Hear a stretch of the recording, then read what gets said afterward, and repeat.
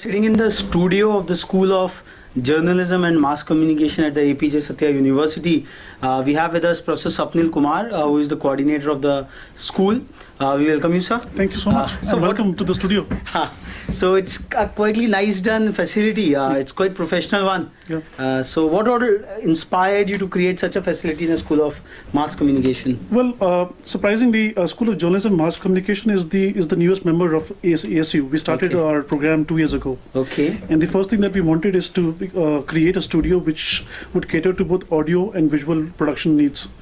And it took us at least 6 months to get this done. We didn't spare any cost. It comes to didn't compromise on any terms when it comes to the quality. What happened is the soundproofing was exceptionally expensive here, and we had to call in an expert from Mumbai to get it done. And we're really pretty proud of it.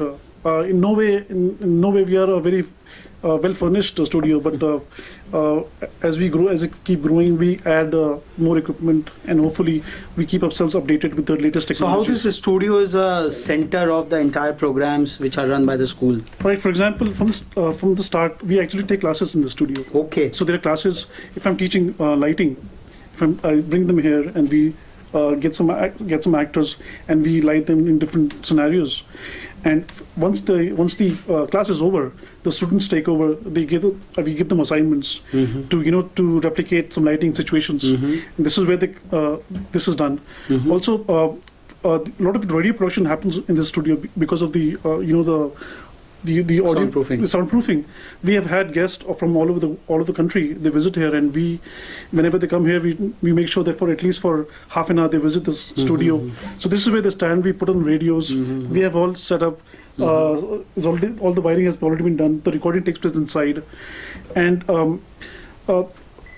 the most the interesting part is we've had students from other schools come here, and they get fascinated by the fact that the radio, the studio is a very glamorous space. But the reality is it takes a lot of hard work. You need to. So the idea is to bust that myth that mass communication is a very glamorous. It is glamorous for people who are sitting in front of the camera, but behind every Pranab Roy or Barkha Dutt, there are 20-25 people working who are as There's important. a lot of sweat behind all that glitz which comes. Yeah, they are as important as anybody else. And so your university is known to be having different approaches in carrying out different programs. So what is the paradigm shift you have brought about in teaching mass communication to the students? Well, I've been taught in US. I did my master's in US, and there's one thing that I learned is mass communication cannot be learned through books. So for the first thing that we do is we don't subscribe to any written source material. Okay. So there are no books. We don't give out books. Of course there's a library, and I always encourage students to go out there and study books, get some read through some experiences of other industry professionals. But for the most part, 80% of our curriculum is hands-on. Okay. So the other thing is in the industry, in the media, when you go for your first job, I don't see, even if you were a graduate from Columbia School, they would care for your degree. What they will care for is for your portfolio. So I think the emphasis is on creating the portfolio, not getting getting grades and credits and all those things, or passing exams. There is a written component. There is a final exam. Everybody goes through that, but that is, for the most part, 30% of your entire grade. So 70% of it is continuous assessment, which includes a lot of hands-on training. So in today's era of convergence, where all the media types are getting converged, be it the radio, be it the television, be it the internet, the social, what kind of approach you are doing to train your students for an age of a converged media? I think this is very interesting. That I tell this to all my students that even 50 years from now, the technology is going to change. But the one thing that is remain constant is content creators. What we are content creators. 50 years ago, there was no iPod. 30 years ago, there was no internet. But there were still people who were creating content creators. There's never going to be a situation where you don't need content creators. You always. So I promote. The way we train them is to be content providers, so that they can. Of course, the technology is going to keep improving, and there'll be more. Paradigm shifts, as you said. There'll be more avenues. but the job responsibility of a the responsibility and the job requirement of a content producer is always going to be there. So what kind of mix you develop the students for between the content creation part of it, the first principles of content creation, to the applied principles or the skills of content dissemination through multiple technological? Well, what has changed is obviously the distribution platform, right? The content remains the same. So, for example, what happens is if I teach them how to make a movie. What happens is the principles of filmmaking remain the same. Either you make it for a motion picture release or for a YouTube. What happens is the shift, or what I've done to my curriculum, how I update is add more avenues to very subtle changes. For example, if you're writing for a television show, look at see what your audience is. How do you target an audience, and how do you write for an audience? When you're writing for YouTube, which is basically is all about instant gratification, so you don't have the liberties to have a start, middle, and the end. You basically have to go right into the conflict, right from the start.